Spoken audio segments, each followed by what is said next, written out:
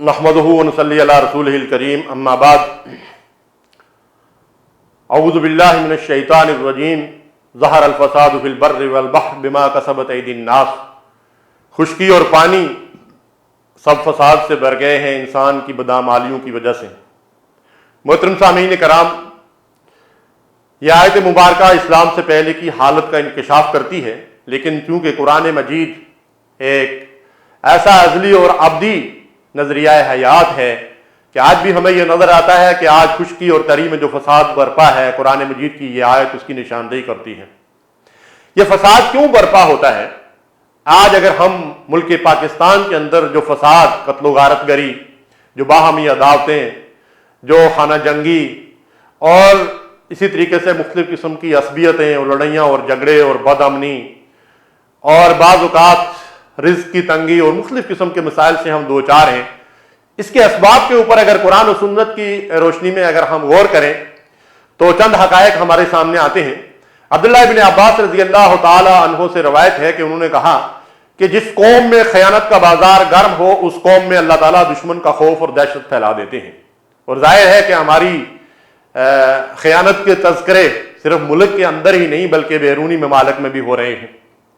जिस माशरे में ज़ना की वबा आम हो वो फना के घाट उतर कर रहेगा, और जिस सोसाइटी में नाप तोल में कमी का रवाज हो वो रिज़्क़ की बरकत से महरूम हो जाएगा, और जहां ना हक फैसले हों वहां खून रेजी लाजमन होकर रहेगी। और जिस कौम ने बदअदी की उस पर दुश्मन का तसल्लुत बहराल होकर रहेगा। रवाह इमाम मालिक, मिशकात के अंदर ये हदीस मुबारका मौजूद है।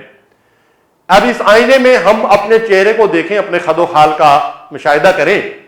ये सारी चीजें हमारे अंदर पाई जाती हैं, जिसकी वजह से दुश्मन का खौफ भी है, बाहमी खाना जंगी भी है, बदअमनी भी है, और कहती कैफियत भी बाज़-औक़ात कभी सैलाब की सूरत में, कभी ज़लज़लों की सूरत में, और कभी रिज़्क़ की तंगी की सूरत में हमारे सामने आती है। हमें चाहिए कि अल्लाह की तरफ सच्चे दिल से रजू करें।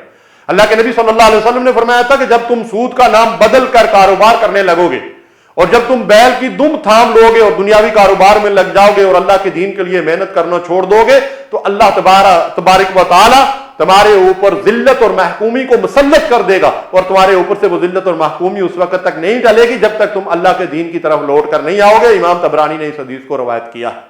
दीन के लिए मेहनत करना और उसके लिए कुर्बानियां करना हमने छोड़ दिया। दीन हमारी तरजीहात के अंदर रहा ही नहीं। इल्ला माशा अल्लाह के चंद लोग ऐसे हैं अल्हम्दुलिल्लाह, वो दीन को लेकर चल रहे हैं, उसकी अकामत के लिए, उसकी दावत के लिए जिद्दोजहद भी कर रहे हैं। लेकिन हकीकत यह है कि हमारे मुल्क की अक्सरियत दीन से मुनहरफ हो चुकी है, जिसकी सजा हमें मिल रही है।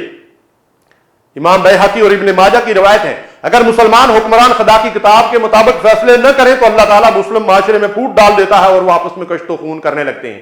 क्या हमारे माशरे में तकरीबन 70 साल होने वाले हैं पाकिस्तान को आजाद हुए, क्या हमारे हुक्मरान, हमारे काजी और जज अल्लाह की किताब और सुन्नत रसूल के मुताबिक फैसले करते हैं?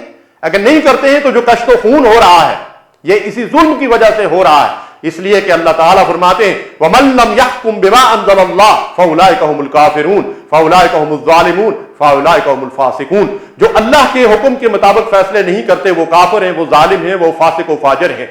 तो काफिर और जालिम और फासिक और फाजिर के ऊपर अल्लाह की रहमतें नाजिल नहीं होती। अल्लाह की रहमतें नाजिल होती हैं अल्लाह के मतियो फरमाबरदार बंदों के ऊपर। हमें चाहिए कि हम सच्चे दिल से अल्लाह की तरफ रजू करें, इन बुराई से निजात हासिल करें और सच्ची तौबा करके अल्लाह की इताअत का रास्ता इख्तियार करें। अल्लाह हमें अमल की तौफीक दे। व आखिरु दावाना अल्हम्दुलिल्लाहि रब्बिल आलमीन।